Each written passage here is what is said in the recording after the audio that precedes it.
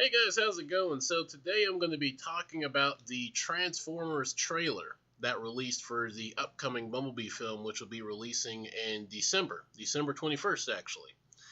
And I have to say, this is probably the best Transformers live action trailer I've ever seen. I mean, this trailer was such a breath of fresh air. It was such a shock not seeing a shit ton of explosions or a ton of military with Inception music playing in the background or just a ton of over sexualized women running around or a ton of, just a ton of meaningless dialogue. It was a very heartfelt, contained film. It didn't have to be big, it didn't have to be grand.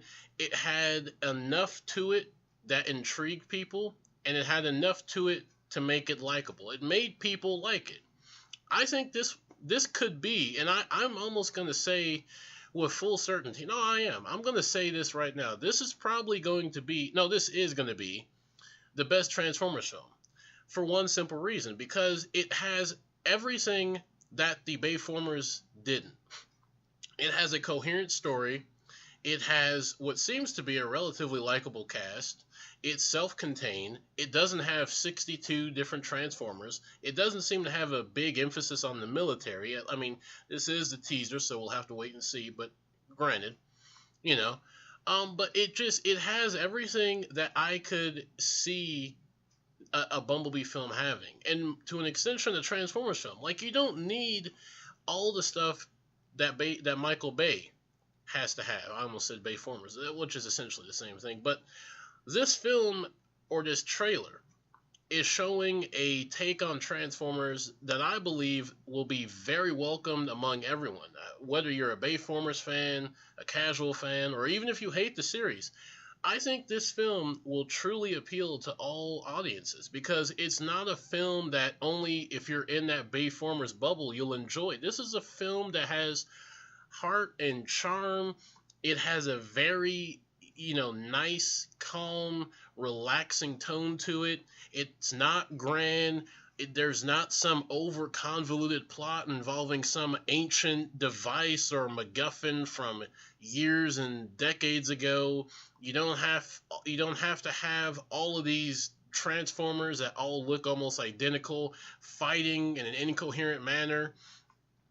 It's just a very contained film, and I keep going back to that because all of these films are on grand scales. Whether you look at the first one, Revenge of the Fallen, Dark of the Moon, Age of Extinction, especially The Last Night, all of these films have to be excessively grand with all these over convoluted plots that make no sense and 16 different subplots that lead nowhere and are written in an incoherent manner. This film looks to have a just really straightforward plot that's enjoyable.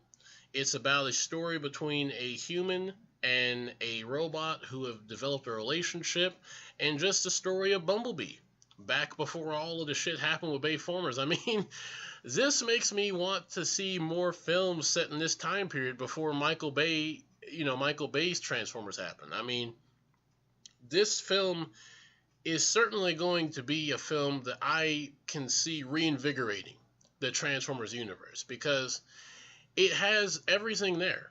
It has the director, it has the cinema, or not the cinema, but it has the story, it has the filming style.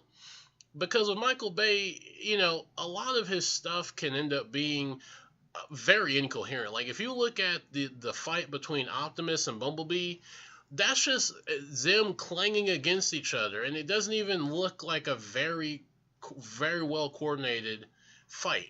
It's just metal just crashing against shit, So, yeah, this film looks good, and this trailer has gotten me intrigued. I am definitely going to see this, and if this is what Travis Knight has to offer for the Transformer universe, I would make this man the lead of it, because he knows what he's doing. And it's kind of depressing, because I look at this trailer and I think, God damn, I mean, imagine if Travis Knight had the past decade. Because keep this in mind, the Transformers universe has been around as long, I mean, actually longer.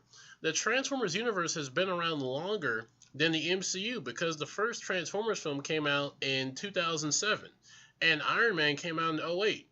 So this franchise is technically longer and older than, well, not longer in terms of films, but longer in terms of a time period.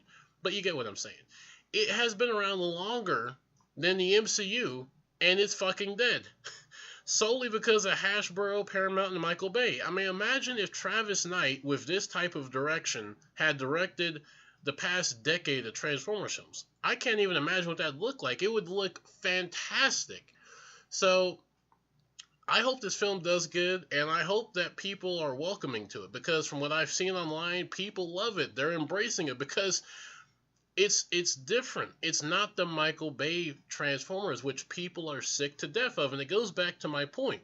People are not tired of Transformers. They're tired of Bayformers, which there's a very big difference. So, you know, I just can't say enough good things about it. If you haven't seen the trailer, I'd say go check it out. I mean, it is a really good trailer. So, with that in mind, or with that said, I will see you guys later. Bye-bye.